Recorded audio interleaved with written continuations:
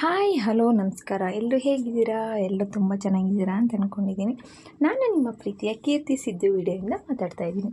ಇವತ್ತು ನಾವು ತುಂಬ ಕಡಿಮೆ ಸಾಮಗ್ರಿಗಳನ್ನು ಬಳಸಿ 3 ಸಾಮಗ್ರಿ ಬಳಸಿ ನಾನು ಇವತ್ತು ಜಾಮೂನನ್ನು ಮಾಡ್ತಾಯಿದ್ದೀನಿ. ಎಷ್ಟು ಚೆನ್ನಾಗಿ ಬಂದಿದೆ ಅಂದರೆ ನೀವೇ ನೋಡಿ ಎಷ್ಟು ಪರ್ಫೆಕ್ಟಾಗಿ ಬಂದಿದೆ ಜಾಮೂನು ಅಂತ. ಇದಕ್ಕೆ ನಾನು ಒಂದು ಬಾರ್ ಬ್ರೆಡ್ ತೊಗೊಂಡು ಅದರಲ್ಲಿ ಇರ್ತಕ್ಕಂಥ ಕಪ್ಪು ಕಲರ್ ಇರೋದನ್ನೆಲ್ಲ ತೆಗೆದು ವೈಟ್ ಪಾರ್ಟ್ ಮಾತ್ರ ತೊಗೊಂಡಿದ್ದೀನಿ. ಅದಕ್ಕೆ ಒಂದು 4 ಸ್ಪೂನ್ ಚಿರೋಟಿ ರವೆ, ಒಂದು 5 ಸ್ಪೂನಷ್ಟು ಹಾಲಿನ ಪೌಡ್ರನ್ನು ತೊಗೊಂಡು ನಾನು ನೀಟಾಗಿ ಮಿಕ್ಸ್ ಮಾಡ್ಕೊತಾ ಇದ್ದೀನಿ. ನೀವು ಬ್ರೆಡ್ ಪೌಡ್ರನ್ನ ಮಿಕ್ಸಿ ಜಾರ್ಗೆ ಹಾಕ್ಕೊಂಡು ನೀವು ಪೌಡ್ರ್ ಮಾಡ್ಕೋಬೋದು, ತುಂಬ ಚೆನ್ನಾಗಿ ಬರುತ್ತೆ ಆವಾಗ. ಇವಾಗ ನಾನು ಎಲ್ಲನೂ ನೀಟಾಗಿ ಮಿಕ್ಸ್ ಮಾಡಿಕೊಂಡು ಅದಕ್ಕೆ ಸ್ವಲ್ಪನೇ ನೀರು ಹಾಕ್ಕೊಂಡು ಈ ರೀತಿ ಮಿಕ್ಸ್ ಮಾಡ್ಕೋಬೇಕಾಗುತ್ತೆ. ಅದು ಚಪಾತಿ ಹಿಟ್ಟಿನ ಅದಕ್ಕೆ ಬಂದರೆ ಸಾಕಾಗುತ್ತೆ. ತುಂಬ ತೆಳುವಾಗೂ ಬೇಡ, ತುಂಬ ಗಟ್ಟಿಯಾಗೂ ಬೇಡ, ಚಪಾತಿ ಹಿಟ್ಟಿನ ಅದಕ್ಕಾದರೆ ಸಾಕಾಗುತ್ತೆ. ನೋಡಿ ಈ ರೀತಿ ಇದ್ದರೆ ಸಾಕು. ಇವಾಗ ಅದಕ್ಕೆ ನಾನು 1 ಸ್ಪೂನಷ್ಟು ಎಣ್ಣೆನ ಹಾಕ್ಕೊಂಡು ನೀಟಾಗಿ ಮಿಕ್ಸ್ ಮಾಡ್ಕೊತಾ ಇದ್ದೀನಿ. ನೀವು ತುಪ್ಪ ಬೇಕಿದ್ದರೂ ಹಾಕ್ಕೋಬೋದು. ಇವಾಗ ಅದನ್ನು ಒಂದು ಪಾತ್ರೆನ ಮುಚ್ಚಿ ಪಕ್ಕಕ್ಕೆ ಇಡ್ತಾ ಇದ್ದೀನಿ. ಇವಾಗ ಸ್ಟವ್ ಹಚ್ಚಿ ಒಂದು ಪಾತ್ರೆನ ಇಟ್ಟು 1 ಕಪ್ ಆಗುವಷ್ಟು ಸಕ್ಕರೆಯನ್ನು ನಾನು ಹಾಕ್ಕೊತಾ ಇದ್ದೀನಿ ಪಾಕ ಕರಗಿಸ್ಕೊಳ್ಳೋಕ್ಕೆ.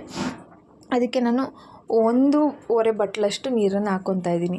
ತುಂಬ ನೀರು ಹಾಕ್ಕೊಂಡ್ರೆ ಪಾಕ ಬೇಗ ಜಾಸ್ತಿ ಟೈಮ್ ಹಿಡಿಯುತ್ತೆ. ಅದಕ್ಕೋಸ್ಕರ ನೀರನ್ನು ಕಮ್ಮಿ ಹಾಕೊಳ್ಳೋದ್ರಿಂದ ಪಾಕ ನಮಗೆ ಬೇಗ ರೆಡಿಯಾಗುತ್ತೆ. ಇವಾಗ ಪಾಕನ ತಿರುಗಿಸ್ಕೊಂಡು ಮಾಡ್ಕೋಬೇಕಾಗುತ್ತೆ. ಸಕ್ಕರೆ ಇಲ್ಲ ಅಂದರೆ ತಳ ಹಿಡಿದ್ಬಿಡುತ್ತೆ ನೋಡಿ, ಅದಕ್ಕೋಸ್ಕರ. ಇವಾಗ ನೋಡಿ ಈ ರೀತಿ ಆಗಿದೆ. ಇವಾಗ ಇದಕ್ಕೆ ನಾನು 1 ಸ್ಪೂನಷ್ಟು ಏಲಕ್ಕಿ ಪೌಡ್ರನ್ನ ಹಾಕ್ಕೊತಾ ಇದ್ದೀನಿ. ಏಲಕ್ಕಿ ಪೌಡ್ರ್ ಹಾಕೋದ್ರಿಂದ ಫ್ಲೇವರ್ ತುಂಬ ಚೆನ್ನಾಗಿ ಬರುತ್ತೆ. ನೋಡಿ ಈ ರೀತಿ ಎಳೆ ಪಾಕ ಬಂದರೆ ಸಾಕಾಗುತ್ತೆ. ಇವಾಗ ಪಾಕ ರೆಡಿಯಾಗಿದೆ. ಇನ್ನೊಂದು ನಿಮಿಷ ಅಷ್ಟು ಕುದಿಸಿ ಅದನ್ನು ನಾನು ಪಕ್ಕಕ್ಕೆ ಇಡ್ತೀನಿ. ಇವಾಗ ಸ್ಟವ್ ಹಚ್ಚಿ ಒಂದು ಪಾತ್ರೆನ ಇಟ್ಟು ಅದಕ್ಕೆ ಎಣ್ಣೆನ ಹಾಕ್ಕೊತಾ ಇದ್ದೀನಿ. ಎಣ್ಣೆ ಹಾಕ್ಕೊಂಡು ನಾನು ಜಾಮೂನ ಹಿಟ್ಟನ್ನು ಕಲಸಿಟ್ಟಿದ್ದೆ ನೋಡಿ, ಈ ರೀತಿ ಆಗಿದೆ. ಎಷ್ಟು ಚೆನ್ನಾಗಿ ಬಂದಿದೆ ನೋಡಿ ಹಿಟ್ಟು. ಇವಾಗ ನಾನು ಸಣ್ಣ ಉಂಡೆಗಳ ಥರ ಮಾಡಿಕೊಂಡು ಎಲ್ಲನೂ ಒಂದು ಪ್ಲೇಟ್ಗೆ ಹಾಕಿ ಇಟ್ಕೊತೀನಿ. ಈ ಸೈಜಿನ ಉಂಡೆ ಆದರೆ ಸಾಕಾಗುತ್ತೆ. ಇಲ್ಲಾಂದರೆ ನೀವು ಇನ್ನೂ ಸ್ವಲ್ಪ ದಪ್ಪದಾಗಿ ಬೇಕು ಅಂದರೂ ನೀವು ಮಾಡ್ಕೋಬೋದು. ಈ ರೀತಿ ಉಂಡೆಗಳನ್ನ ಮಾಡಿಕೊಂಡು ನಾನು ಎಣ್ಣೆಗೆ ಹಾಕ್ಕೊತೀನಿ. ಅದನ್ನು ಒಂದು ಸಾರಿ ಹಾಕಿದ್ಮೇಲೆ ಅದನ್ನ 1 ನಿಮಿಷ ಅಷ್ಟು ನೀವು ಎಣ್ಣೆಯಲ್ಲಿ ಬೇಯೋಕ್ಕೆ ಬಿಡಬೇಕಾಗುತ್ತೆ. ಕೈ ಆಡಿಸ್ಬಾರ್ದು, ಪದೇ ಕೈ ಆಡಿಸೋದ್ರಿಂದ ಜಾಮೂನು ಒಡೆಯೋ ಚಾನ್ಸಸ್ ಇರುತ್ತೆ. ಅದಕ್ಕೋಸ್ಕರ ಇವಾಗ ಎಣ್ಣೆ ಕಾದಿದೆ. ಇವಾಗ ಒಂದೊಂದೇ ಜಾಮೂನನ್ನು ನಾನು ಬಿಡ್ತಾಯಿದ್ದೀನಿ ಎಣ್ಣೆಗೆ. ಅದು ತುಂಬ ಅಂದರೆ ತುಂಬ ಟೇಸ್ಟಿಯಾಗಿ ಬರುತ್ತೆ. ನಿಜವಾಗ್ಲೂ ಇದು ಬ್ರೆಡ್ಡಿಂದ ಮಾಡಿರೋದಂತ ಯಾರಿಗೂ ಅನಿಸೋದೇ ಇಲ್ಲ.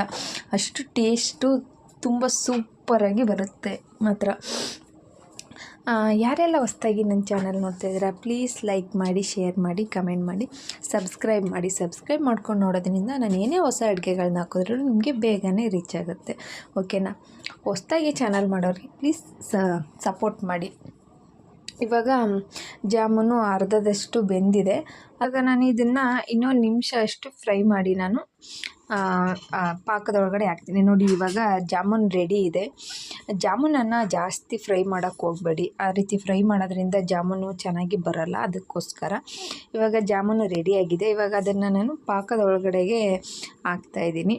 ಜಾಮೂನಂತೂ ತುಂಬ ಟೇಸ್ಟಿಯಾಗಿ, ತುಂಬ ಸಿಂಪಲಾಗಿ ನಾವು ಮನೇಲಿರ್ತಕ್ಕಂಥ ಇಂಗ್ರೀಡಿಯೆಂಟ್ಸ್ಗಳನ್ನ ಬಳಸ್ಕೊಂಡು ಎಷ್ಟು ಸಿಂಪಲಾಗಿ ಜಾಮೂನನ್ನ ಮಾಡ್ಕೋಬೋದು ನಾವು. ನೋಡಿ ತುಂಬ ಅಂದರೆ ತುಂಬಾ ಟೇಸ್ಟಿಯಾಗಿ ಬರುತ್ತೆ ಜಾಮೂನು.